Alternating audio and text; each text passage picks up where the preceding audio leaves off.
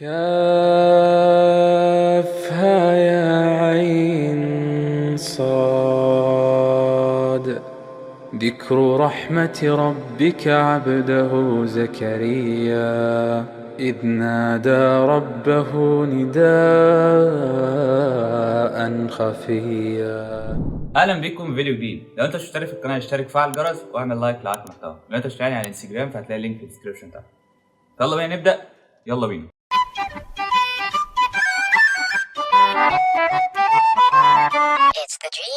كلنا عارفين المصريين وكلنا بندخل كلمات كده في وسط الكلام الجد، وده عشان نخفف من حده الكلام او جديه الكلام اللي احنا بنتكلم عنه. معروف عننا كمصريين خفه الدم كده وروح الهزار، ما بنعرفش ان احنا نتكلم كلام جد كده لفتره طويله، لازم نفصل في النص. وقبل كل مثل المصريين بيقولوه يقول لك على راي المثل، كل مثل شعبي وليه قصه وليه حكايه وليه روايه، والحكايه والقصه دي هي اللي خلته ان هو يتحفر في قلب عقول الناس، وجيل يسلم جيل يسلم جيل يسلم جيل لحد ما وصلت لينا الامثال دي. كنا عملنا فيديو قبل كده عن الامثال الشعبيه، كنا خدنا 5 امثال شعبيه، والنهارده هناخد 5 مختلفين. فتعالوا مع بعض كده نعرف ايه قصه الامثال دي وايه الحكايه وراها.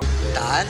واول مثل معانا وهو امشي في جنازه ولا تمشي في جوازه. كان في واحد كان عايز يتجوز، المهم ان هو خلى واحد يدور له، قال له بقول لك ايه، انا مش عارف ومش لاقي عروسه وكده، فدور لي على عروسه وانا واثق فيك يعني. هو مين ده؟ انا عارفه يا ابني. المهم صاحبنا ده قعد يدور ويدور ويدور لحد ما لقى فعلا العروسه، والراجل ده اللي هو صاحبه اتجوز. المهم ان الجوازه دي ما ظبطتش. طبعا احنا عارفين بقى انت السبب، ده انت اللي جايبها وانت اللي عاملها وانت اللي مسويها. ومن هنا جه المثل امشي في جنازه ولا تمشي في جوازه، اللي هو الجواز لو فشل ما يجيبوش اللوم عليك. والله الراجل ده بيتكلم كلام زي الفل.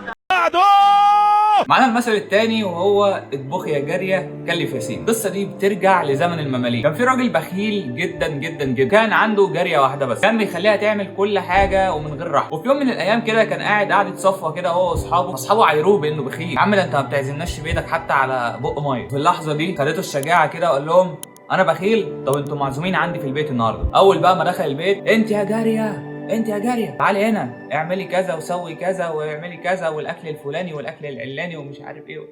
المهم ايه، الجاريه فضلت بصاله كده وراحت عملت له ايه، قالت له كلف يا سيدي، راحت مدق دي. صحابه بقى قعدوا يضحكوا وبتاع لان هو بخيل، هو مش هيديها حاجه، لكن طبعا عشان يثبت ان هو عكس كده يعني وان هو راجل مش بخيل، راح مديها مبلغ مالي محترم وقال لها اعملي. ومن هنا جه المثل اطبخي يا جاريه كلف يا سيدي.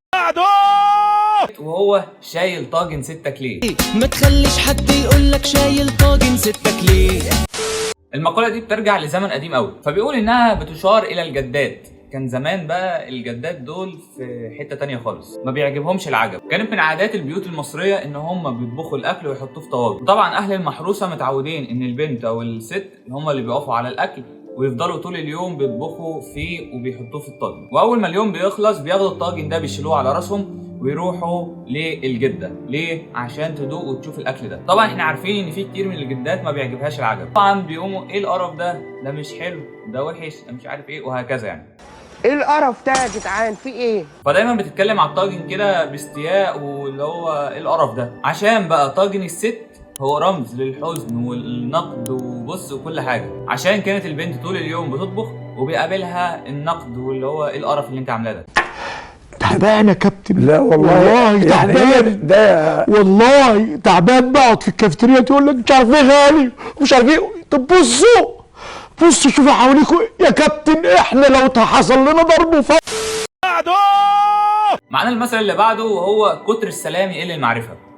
طبعا انت لما تقابل واحد صاحبك كده وتيجي تقوم مسلم عليه فتقول له خلي بالك كتر السلام يقل المعرفه. طب ايه قصه المثل ده؟ المثل ده طلع ما بين احداث كانت بتدور بين واحد وصاحبه. كان في واحد زعل من صاحبه بسبب اهماله في السؤال عليه. عاتب الشاب ده صاحبه وقال له امال لو ما كنتش غالي عليه كنت عملت ايه؟ رد عليه صاحبه وقال له يا ابني كتر الكلام معاك وان احنا نقعد نتكلم ده بيطلع لنا خناقات اكتر وبتاع، فكتر السلام يقل المعرفه. خش اللي بعده وهو العين فلقت الحجر. العين فلقت الحجر دي في روايه مشهوره عنها او قصه نتج منها المثل ده، بس القصه دي مش حقيقيه والازهر الشريف نفى الموضوع ده. بيقول المفتي السابق ان الحكايه اللي هنحكيها دي هي موجوده بس في كتب الشيعه وملهاش اي سند ولا اسناد لاهل السنه والجماعه. بيقول لك يرجع اصل المقوله دي لعهد الرسول صلى الله عليه وسلم. بيقول لك ان كان في امراه مشهوره بالحسن، فبيقولوا ان الرسول خاف على الحسن والحسين وحط حجرين وغطاهم. المهم بعد ما الست دي مشيت فبيقول لك ان هم شالوا الرسول صلى الله عليه وسلم شال الغطا فلقى ان الحجر انفلق يعني. وبكرر تاني الروايه دي لم تذكر نهائي عند اهل السنه والجماعه